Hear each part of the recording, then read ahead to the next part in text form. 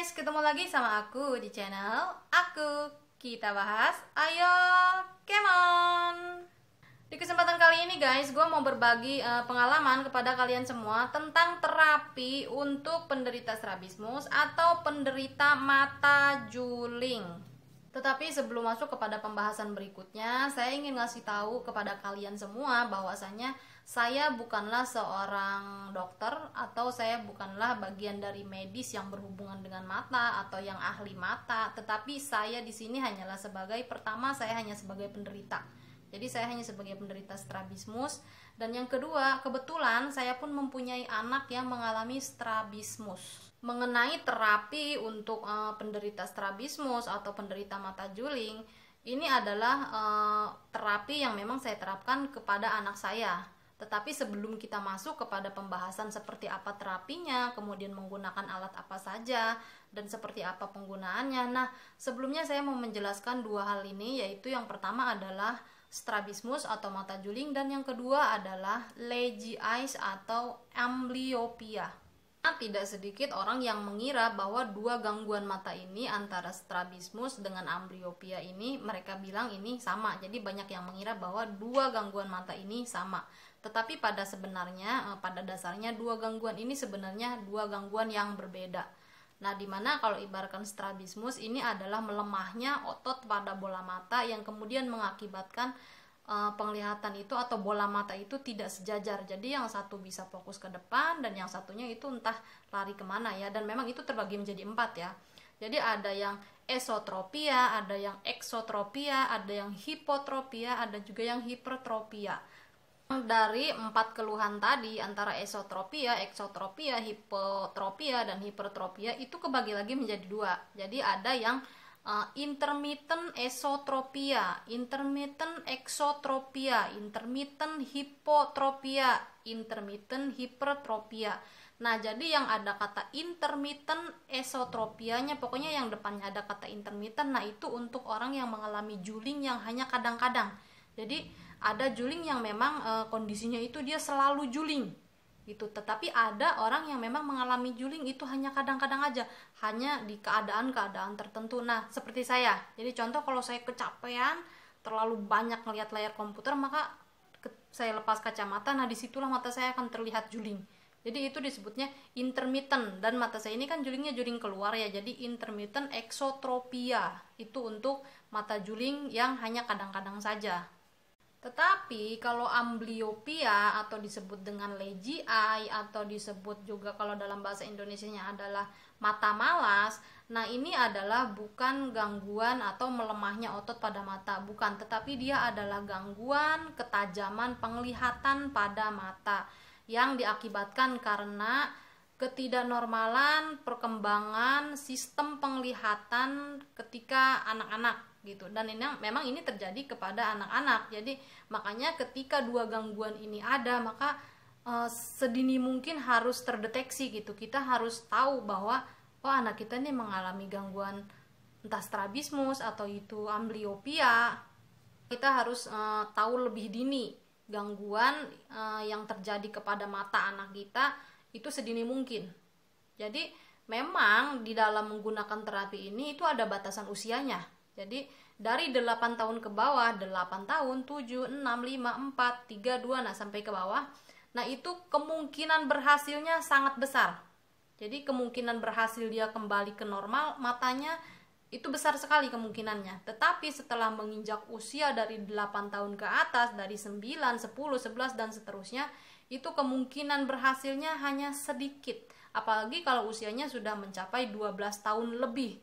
Itu sudah direkomendasikan untuk dioperasi. Dan mata juling ini atau gangguan strabismus ini adalah menjadi penyebab umum terjadinya gangguan amblyopia atau lazy eyes, atau dalam bahasa Indonesia itu disebut dengan gangguan mata malas. Adapun alat terapi yang saya gunakan untuk anak saya, yang pertama adalah ini. Nah, saya menggunakan ini 3M Next Care. Nah, kalian bisa dapetin produk ini nih gampang banget ya, banyak banget lah di online shop. Dan yang kedua, saya menggunakan ini. Nah, Tetapi untuk produk yang ini, yang 3M Next Care ini nggak saya pakai lagi, nggak saya gunakan lagi untuk anak saya karena ukurannya sudah tidak cukup untuk anak saya. Ini terlalu kecil ukurannya. Seharusnya anak saya itu sekarang menggunakan yang ortoped, yang ukurannya itu lebih besar. Tetapi itu nyarinya susah, dan ditambah lagi dari harga, dia itu mahal sekali ya. Jadi satu box saja itu mencapai harga 700.000, sedangkan itu hanya digunakan satu kali. Jadi dia semacam plester lah. Jadi satu kali pakai buang, satu kali pakai buang gitu. Jadi saya lebih memilih kepada yang ekonomis aja nih, ngambil yang ekonomis aja gitu ya. Nah, makanya saya membeli yang ini. Nah, dan ini pun bisa kalian dapatkan dari di online shop juga, ini banyak banget. Nanti saya kasih tahu cara penggunaannya. Adapun cara menggunakannya ini sangat gampang sekali ya teman-teman, gampang sekali. Jadi saya praktekkan ya. Nah, ini caranya seperti ini. Jadi untuk menggunakan alat terapi ini, yang kalian tutup ini sebenarnya untuk penutup mata. Nah, jadi yang kalian gunakan atau yang kalian tutup bagian mata kalian itu adalah bagian mata yang normal. Jangan yang ada gangguannya kayak gangguan strabismus atau gangguan lazy eyes-nya. Itu jangan ditutup. Justru yang harus ditutup adalah mata yang tidak ada gangguannya. Nah, contoh kalau saya kan ini yang tidak ada gangguan adalah mata bagian kiri. Jadi yang saya tutup adalah mata bagian kiri dan yang dibuka adalah mata bagian kanan. Cara menggunakannya seperti ini. Nah, ini bagiannya berbeda ya teman-teman. Nah, jadi ada posisinya dia seperti ini. Untuk di bagian atas nih, untuk di bagian atas ini, nih bagian atas ini, dia ini lebih lebar, tapi untuk bagian ke bawah, nah ini dia ini lebih runcing. Nah, jadi yang ditaruh di bagian atas ini yang lebarnya. Kita cukup pakai aja kayak gini. Nah, ingat yang ditutup adalah bagian mata yang normal, yang tidak bermasalah sama sekali ya teman-teman. Nah, seperti ini. Posisinya seperti ini aja. Kenapa yang ditutup adalah mata normal? Karena pertama, mata yang berkekurangan adalah kalau mempunyai kekurangan strabismus, dia kan ada masalah di otot mata yang melemah yang kemudian mengakibatkan tidak sejajarnya penglihatan. Nah, kemudian kalau lazy eyes itu ada gangguan di saraf mata di mana perkembangannya itu nggak sama gitu. Jadi yang mengurangi ketajaman mata. Jadi kan ada 6 saraf nih yang mengatur ketajaman mata. Nah, salah satu dari 6 saraf ini mempunyai gangguan di mana yang tidak direspon oleh otak gitu. Jadi otak tuh cuman ngerespon satu mata aja. Jadi satu mata buat ngeliat. Jadi mata ini, penglihatan kita ini sebenarnya dikontrol oleh otak gitu. Dimana nanti sinyalnya tuh diterima oleh otak. Nah, yang mengaturnya sebenarnya adalah otak. Nah, kemudian kalau ibaratkan kita mempunyai gangguan, kalau strabismus dan lazy eyes ini, otak itu hanya merespon satu mata yang normal saja. Nah, jadi fungsinya menggunakan ini adalah untuk membuat mata yang normal kita ini biarin nggak bekerja gitu, ditutup tidak bekerja, dan memaksa dan membiarkan mata kita yang berkekurangan ini untuk bekerja sendiri, melihat, berusaha atau memaksakan supaya dia nih mau bekerja, mau melihat. Dan menggunakan terapi ini pun ada batasan jamnya atau ada jam-jamnya gitu. Jadi anak saya pertama kali menggunakan adalah kan menggunakan dia yang ini, yang 3M Next Care. Ini saya gunakan dia selama 2 jam. Ya, pertama kali dia menggunakan itu 2 jam. Jadi 2 jam itu nonstop, jangan dilepas-lepas gitu. Nah, kemudian setelah dia usianya bertambah gitu, dia sudah terbiasa menggunakan ini selama 2 jam. Kemudian saya melakukan menggunakan ini. Nah, saya tambah menjadi 3 jam. Jadi 1 hari selama 3 jam nonstop. Terserah mau pagi apa sore apa siang. Yang penting 1 hari dia mempunyai jadwal menggunakan ini selama 3 jam penuh.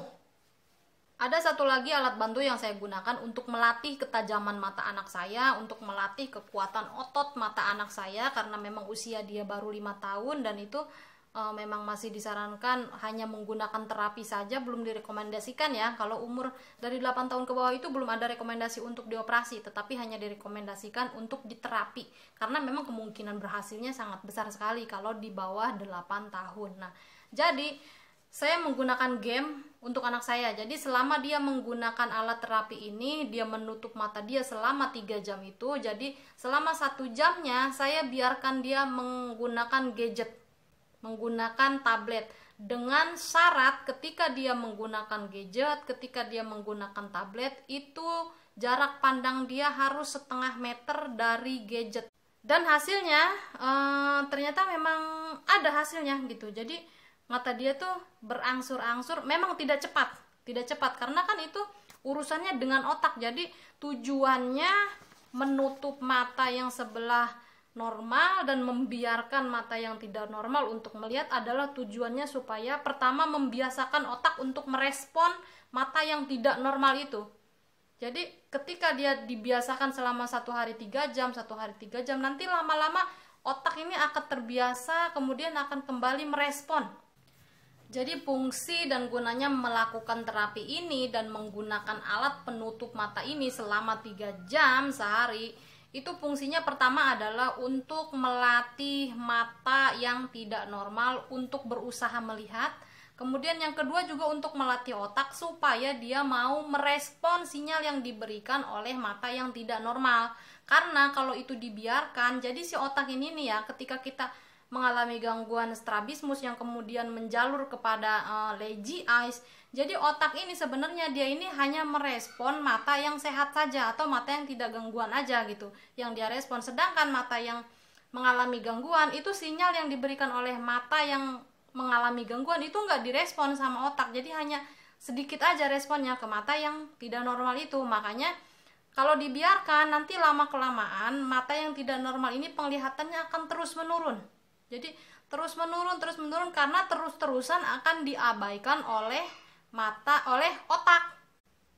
Kenapa penglihatan mata yang tidak normal ini akan menurun terus-terusan gitu jika dibiarkan? Karena itu akan terus-terusan sinyal yang dikirim oleh mata yang tidak normal ini ke otak akan terus-terus diabaikan oleh otak. Jadi otak hanya akan merespon mata yang normal saja, sehingga lama kelamaan mata yang tidak normal ini akan kehilangan penglihatan bahkan ya kalau dibiarkan terus-menerus, karena dia hanya merespon satu mata aja, sinyal satu mata aja. Jadi fungsi dan gunanya menggunakan alat terapi ini itu gunanya satu untuk melatih respon otak ke mata yang tidak normal, dan yang kedua adalah melatih kerja mata yang tidak normal supaya dia mau bekerja, dia dipaksa untuk melihat sendiri tanpa mengandalkan kepada mata yang normal.